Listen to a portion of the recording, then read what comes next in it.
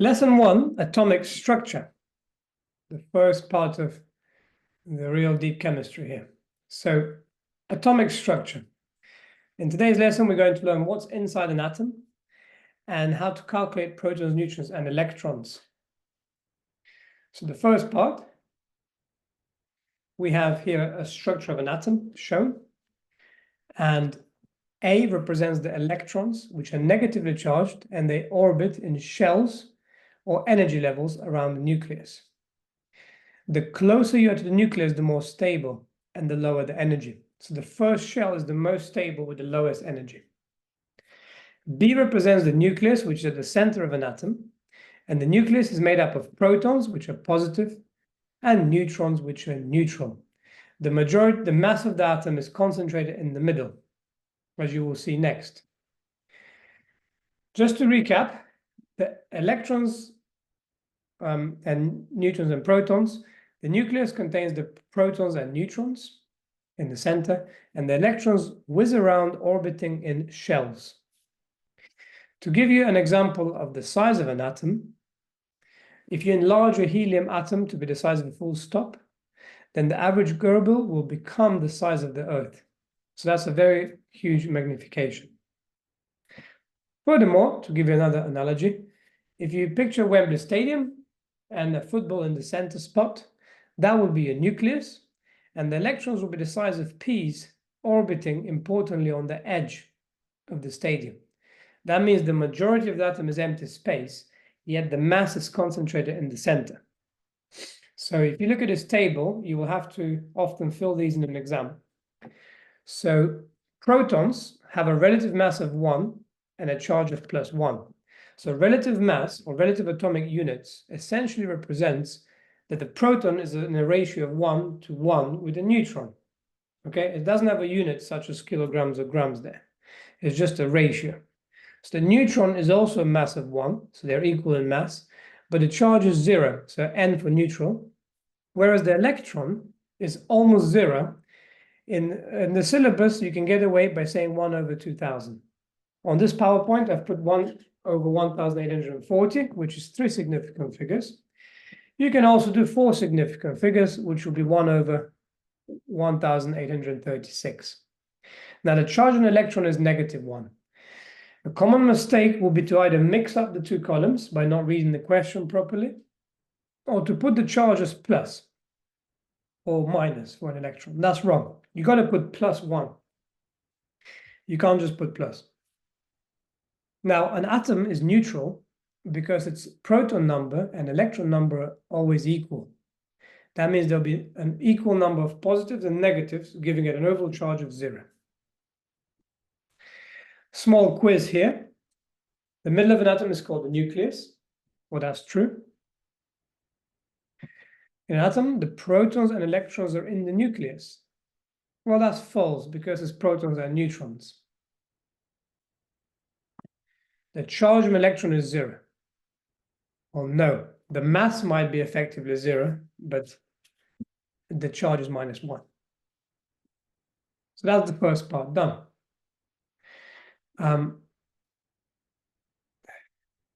Next, we need to look at something called mass number and atomic number. So in here, you can see that I've already written out the answers. The idea is that you work out the rules. So how did 3, 3, and 4 come from the information on the left, the 3 and the 7? Brief pause. What you should see is that the 3 represents the number of protons, which are equal to the electrons, remember, since it's neutral. So that means the electrons and protons are 3 and 3. And then the neutrons is the difference between the mass number and what's called the atomic number. So 7 minus 3 is 4. For sodium, we've got 11, 11, because they're equal, and is the bottom number. And the neutrons must be 12, because 11 plus 12 is 23. So to recap the rules, the protons are equal to the atomic number. It's sometimes called the proton number. And the periodic table is arranged in increasing proton number or atomic number. More on that in the periodic table topic. Now the electrons are equal to the protons, hence it's also equal to the atomic number. The neutrons, however, will be the difference between the bigger mass number and the atomic number. So in this case here, 11 is the atomic number, telling you how many protons or electrons. And this is the mass number, the neutrons and the protons. If they reverse the numbers, don't get confused. The bigger number is always the mass number. It doesn't matter if it's on the top or the bottom. The normal convention is to put it on the top. Now here it's showing you that lithium has equals protons and electrons, which makes it neutral. Because the overall charge will be 3 negatives, minus 3, and 3 positives, plus 3. The neutrons have no charge. So the minus 3 and plus 3 cancel, giving an overall charge of 0. Now, I'm going to go through a worksheet to show you how to do this. These worksheets will be attached, remember, to the lesson so you can practice. I'm just going to go over a few examples. We've already done sodium, so no point. So I'm going to go straight for argon. So mass number is 40, protons are 18, so the electrons must be 18, and the atomic number must be 18. The neutrons will be the difference, which is 22. Next, potassium. 19 protons means 19 electrons, and an atomic number of 19. And the mass number will be the sum of the P and the N, the protons and neutrons in the nucleus. So that adds up to 39.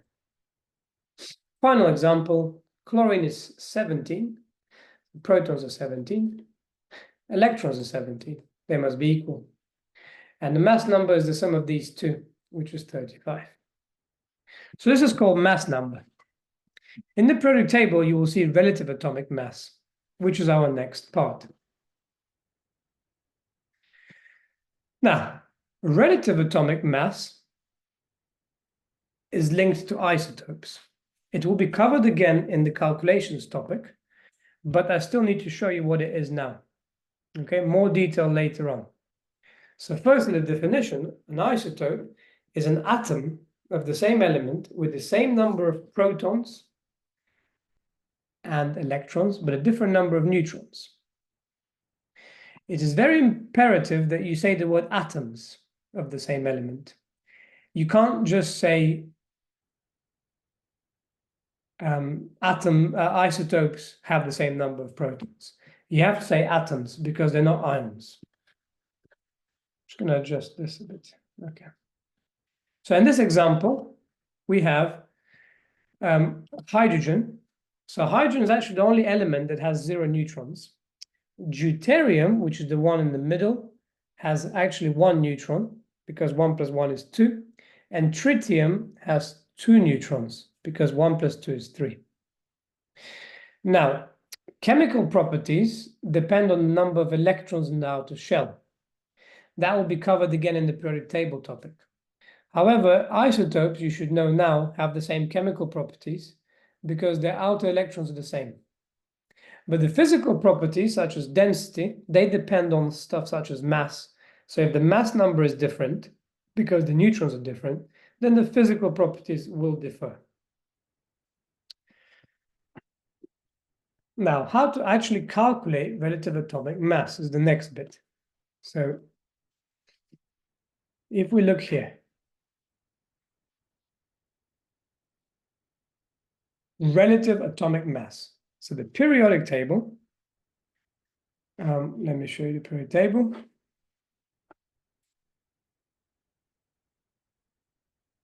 Periodic table actually has relative atomic mass in it. It will have decimals, such as these. Now, neutrons cannot be 0.5. So where do these numbers come from? It's important that you understand they're different to mass number.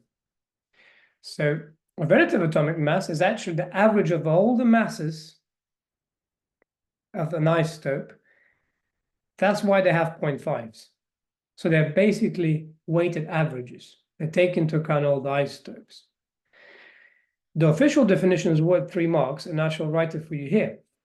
A relative atomic mass equals the weighted average mass of all isotopes of an element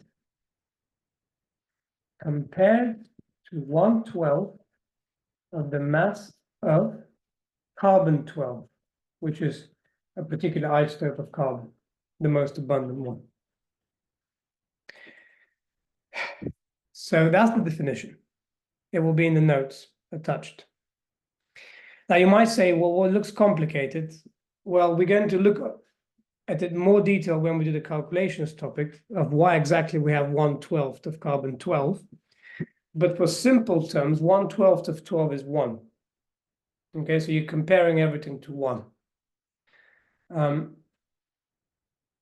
And you might wonder why you don't pick hydrogen, because that is 1. Again, I'll cover that in the calculations topic.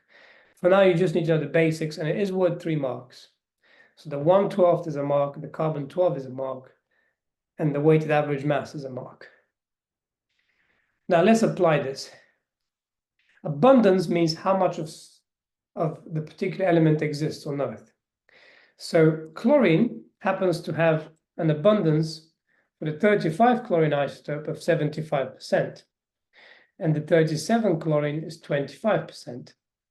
So that means if you have a bag of 100 chlorine atoms, 75 of them will have a mass of 35, and 25 of them will have a mass of 37.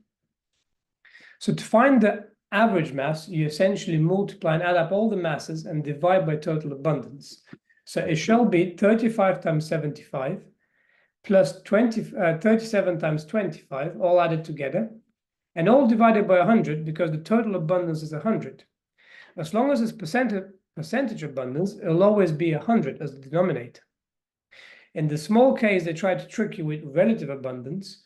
Then remember, your denominator will be the sum of the abundances. So it doesn't have to be 100 unless it's a percent. There'll be many more examples of this in the calculation topic. For now, I just wanted you to know what relative atomic mass actually is. Which brings us on to the final part of the lesson, and that is called electron shells. So how many electrons are in each shell? In order to do this, I shall show you the rules. The basic rules of electronic configuration are such that the first shell has a maximum of 2 electrons, the second shell has 8 maximum capacity, and the third shell has 8 maximum capacity. That is for GCSE purposes, because you're only supposed to know up to calcium. So calcium is here, right here, 20. So that's the only ones you can be asked to do up until. So the real rules in A-level change. The third shell doesn't actually have 8. It's got 18. But for GCSE purposes, that would actually give you the wrong answer. So stick to the 288 rule that we call it. So now we could look at a few more examples. Say you pick aluminium. Aluminium is 13. So the first shell will be 2, because that's the maximum. Now the second shell cannot be 11, because you can only hold 8 maximum. So the second shell will be 8. 2 plus 8 is 10. So the third shell must be 3, which makes it 283.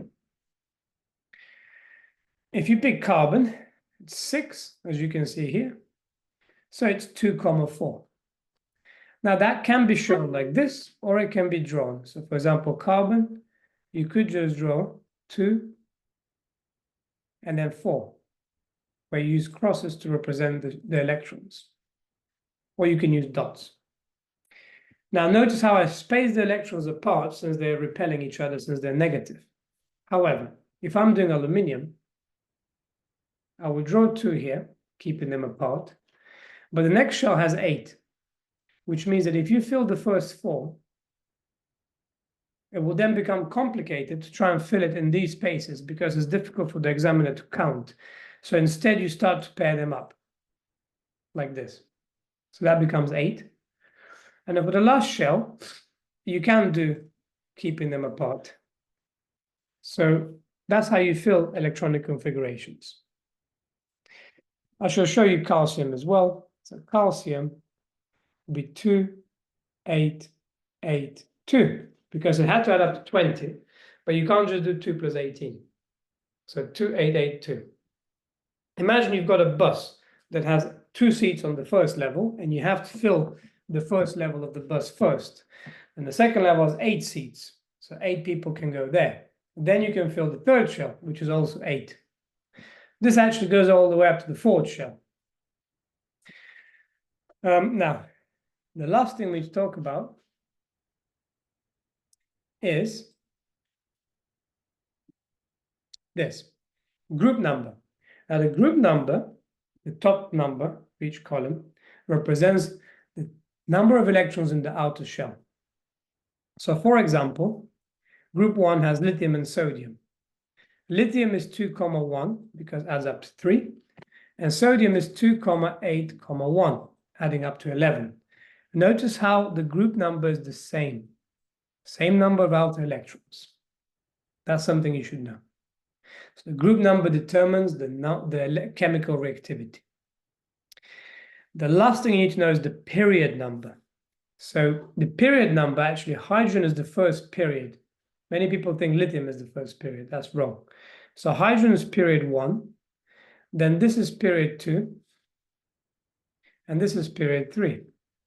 I can also write it on the other side to be clearer. Now, the period number represents the number of shells. So, for example, lithium is in period 2, and it has 2 shells because it's in period 2.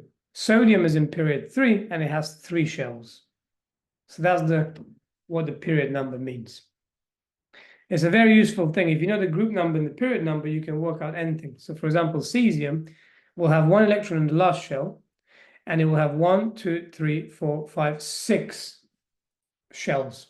Now, obviously, in GCSE, you don't need to know 6 shells, but this is something you can work out from the group number and period number.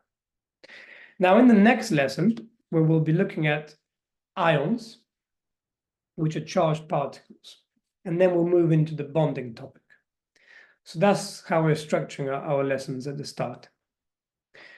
For now, we've achieved our objective of knowing what's relative atomic mass, and we also know how to work out protons, neutrons, and electrons, and we know how to write electronic configurations. Join me for the next part. Goodbye.